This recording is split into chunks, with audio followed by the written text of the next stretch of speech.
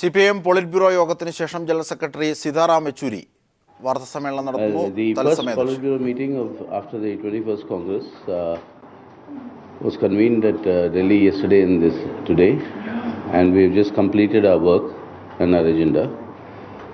And the communique that we are issuing, has it reached? So that will be, I think, reaching you. But the main issue that was discussed in the Politburo was on the strengthening of the party center and the division of responsibilities amongst the Politburo and the Central Committee meeting. This has been, proposals have been discussed and worked out in the Politburo. They will now be placed to the Central Committee. That will be meeting on the 6th and 7th of June. And at that meeting, they will be finalized. So that is as far as the main organizational agenda is concerned. The Politburo noted that 1 year of the Modi government has just been completed. And what we had anticipated and spoken of in our 21st Congress of a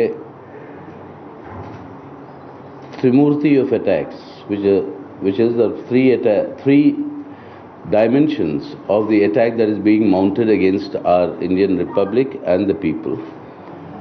These have turned into real threats during the first year itself.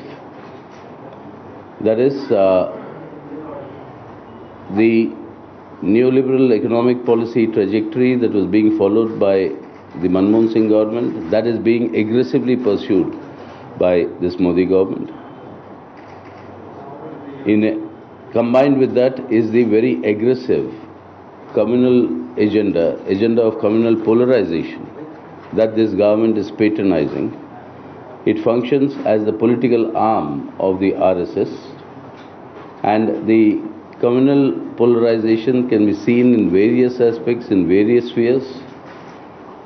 There are reports of growing communal clashes and communal riots from various parts of the country. And this is also happening to undermine the secular democratic character of the Indian Republic.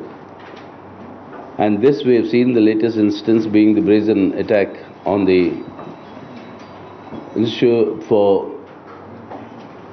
Historical Research, the ICHR, Indian Council for Historical Research, where eminent historians have been virtually made to leave their positions, and the ICHR has a world-renowned, internationally reputed journal on modern Indian history and issues of Indian history in general.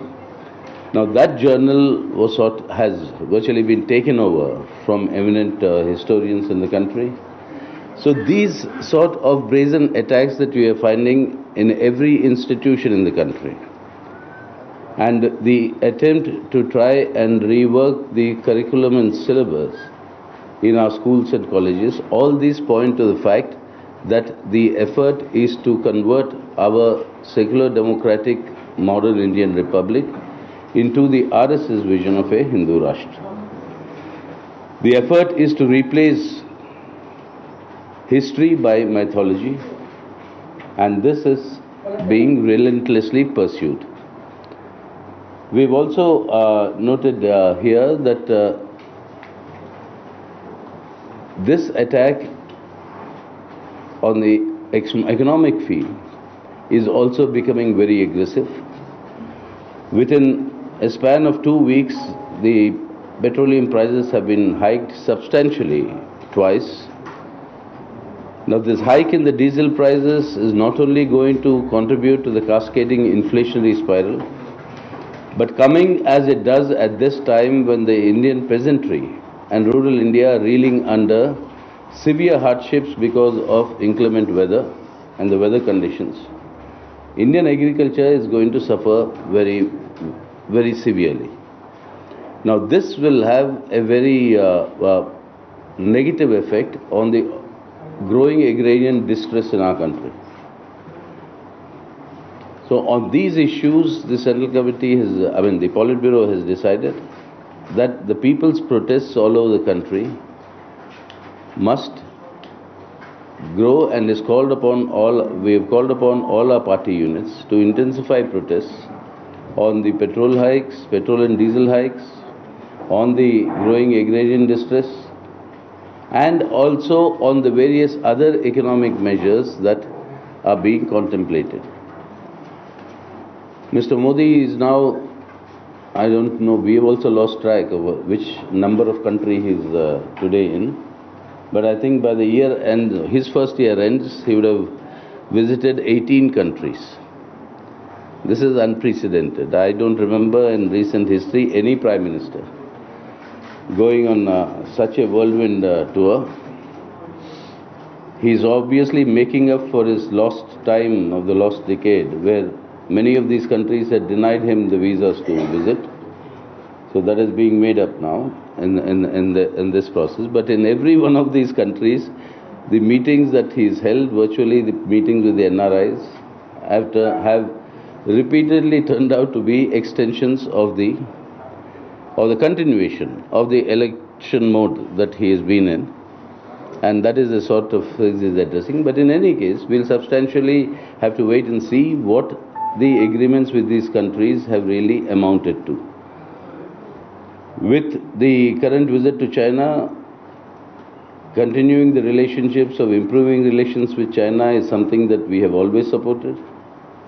But what is the content of the joint communiqué, and that will have to be, we'll properly study it and then comment on it. But we think peoples to peoples contacts with China, as well as improving the synergy in the economic field, is important, which will mutually benefit both our countries. So given these simultaneously, they are undertaking many measures in the economic policies. And one of the grave dangers that is being expected any time now is the changes that they wish to bring to the labor laws. Now this, we think, will be an assault on the working class of our country. Already the peasantry and the Kisans are under the grip of a very severe agrarian crisis. The working class, on the other hand, if that is being subjected to further attacks on their democratic rights, that means the sections which build the foundations of our economy, they are being attacked. The labor laws amendments that they are proposing, on that, we have called on all our party units to be prepared to support the call of the trade unions who are currently in discussions, all the central trade unions, including the INTUC and the BMS, belonging to the two major political parties of our country, and what actions that they will take, that these we shall support. Another aspect during this 1 year that we have seen is the manner in which parliamentary democracy is being undermined.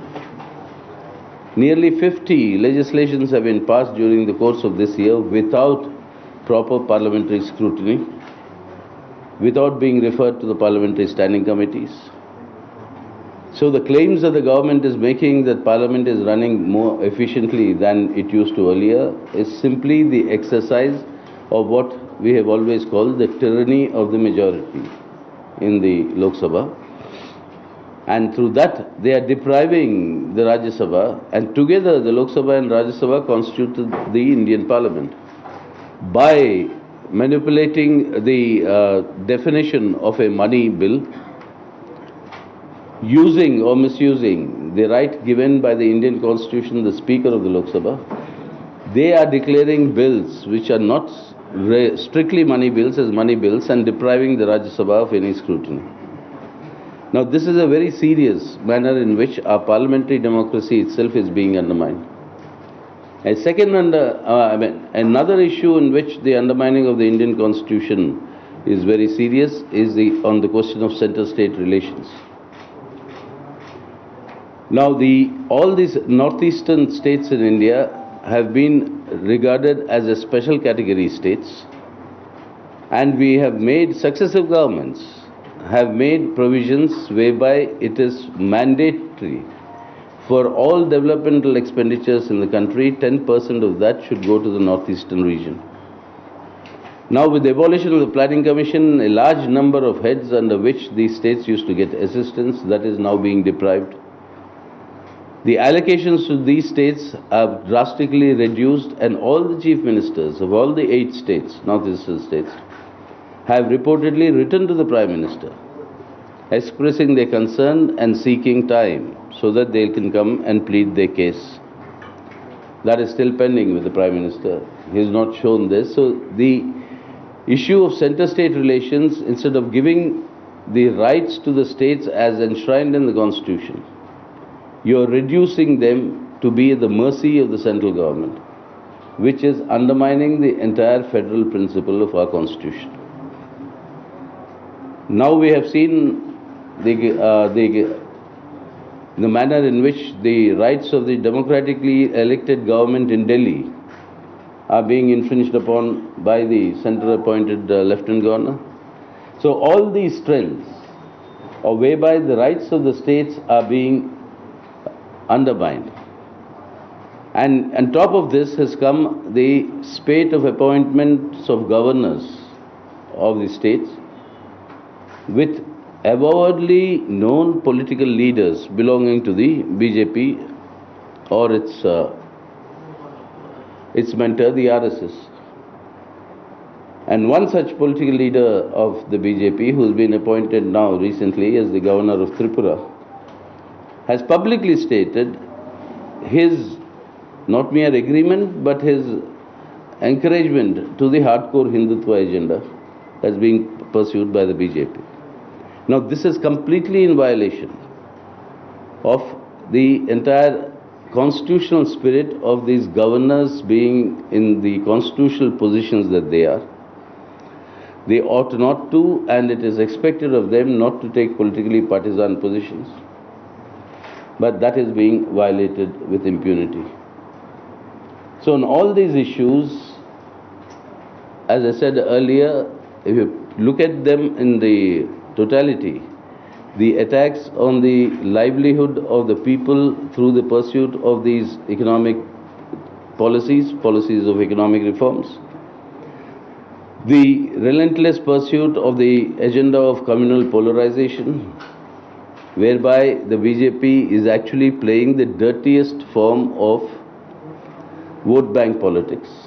It's seeking to consolidate the Hindu communal vote bank in the country for its electoral benefit at the expense of undermining the secular democratic foundations and the undermining of our constitutional order and the democratic methods, both in the parliament and outside in terms of the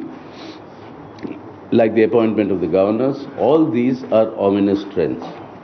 The 21st Congress of the Communist Party of India Marxists had said, the challenge before the Indian people is that this Trimurti, this trident of challenges that this government is posing, should not convert itself into a Trishul that will rupture the character of the idea of India and that will attack the livelihood, health of our Indian people. Now, all these are happening. Therefore, the Politburo decided this will be concretized in the Central Committee. We'll decided that we'll intensify our protest actions. We are in discussions with the left parties. We would want to launch these protests along with the other left forces. And the Kisan Sabhas and the trade unions are anyway independently planning their protest actions, and the party will support them on these issues. So these are some of the major decisions that we have taken.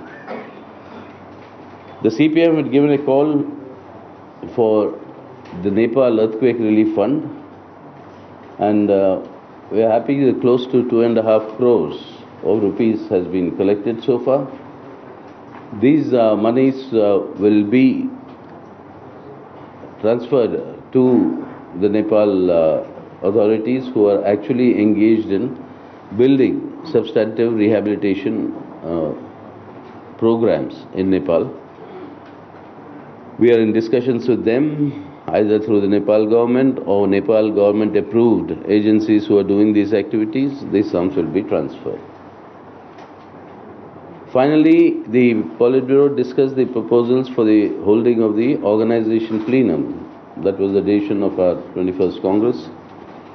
So the preliminary discussions and the manner in which this plenum will be held and the preparations for that, all these proposals were discussed. But these again will go to the Central Committee for their final approval on the 6th and 7th of June. So this in a nutshell is what we discussed. Now the Sunday afternoon questions. Division of responsibility, some new idea being proposed, like in the past, one person will not look after one state, but group of leaders will be doing. Is there something like that proposed? You see, there are some states for which there will be more than one community will be looking after. There will be some states where there will be a single community looking after, but as I told you, the details of this will be finalized in the Central Committee. But newer forms will be, I mean, there are newer things you'll know after the Central Committee meeting. But essentially, it is basically to discharge the many multi-faced responsibilities that we have from the party center. Will you continue to elect democracy? I'm sorry? Will you continue to elect people's democracy? That would be difficult. Again, as I said, this Central Committee will decide. But their proposals, as the General Secretary, it will be difficult for me to do all the multiple responsibilities I was discharging earlier. So this will have to be shared by the other Politburo members, and that will be done. Teresa, with regard to turbulent center-state relationship, what is your party state with regard to Jammu Kashmir? With regard to Jammu Kashmir, it is a known stand. We have said the full autonomy to the state under Article 370 should be there. I mean, there's nothing new with respect to it. I mean, our known stand, I mean, that's what we are pursuing. Our unit there is also pursuing. Not that I do with the pushing for the government pushing center and state pushing. There are tensions between the centre and the state governments. There are tensions that are inherent in the opportunistic combination that has formed the state government in Kashmir. So these tensions are surfacing, and we think that they'll surface more, but we'll have to wait and see how these two parties, which have very contradictory views on many issues, and how they'll reconcile them. But one thing is for sure, that Jammu and Kashmir, with its autonomy under Article 370, being an integral part of India, on that there cannot be any compromise. That's an issue that is non-negotiable. But how the state's development, the people's concerns will be addressed, and how the normalcy in the state is not allowed to be disrupted due to communal polarization, which often does, and how the democratic rights of the people and the human rights are protected in the state. These are all issues of concern. I mean, we'll have to wait and see how the respective governments will respond to these. Is there any proposal like departments instead of subcommittees? Could you please have clarity on that? As I told you, these are decisions, all the clarity you want, you will get after the Central Committee meeting. Regarding the strengthening of LPF in Kerala, have you met with JDU leader MP Virendra Kumar or NJP? ജനകീയ പ്രക്ഷോഭങ്ങളെ പിന്തുണയ്ക്കും. വർഗീയതയ്ക്കെതിരെ ഇന്ത്യയിൽ നേരിടുന്ന കാർഷിക പ്രതിസന്ധിക്കെതിരെ കേന്ദ്ര സർക്കാരിൻ്റെ ഭാഗത്തുനിന്നുണ്ടാകുന്ന നയവൈകല്യങ്ങളുടെ ഫലമായി ഉണ്ടാകുന്ന ഇത്തരം സംഭവവികാസങ്ങൾക്കെതിരെ രാജ്യത്തിൻ്റെ വിവിധ ഭാഗങ്ങളിൽ ഉയരുന്ന ജനകീയ സമരങ്ങളെ പിന്തുണയ്ക്കും CPIM എന്ന് യെച്ചൂരി പറഞ്ഞു. ഒപ്പം പ്രധാനമന്ത്രിയുടെ വിദേശ രാജ്യങ്ങളിലെ സന്ദർശനങ്ങൾ സംബന്ധിച്ച് അദ്ദേഹം പരിഹസിക്കുകയും ചെയ്തു.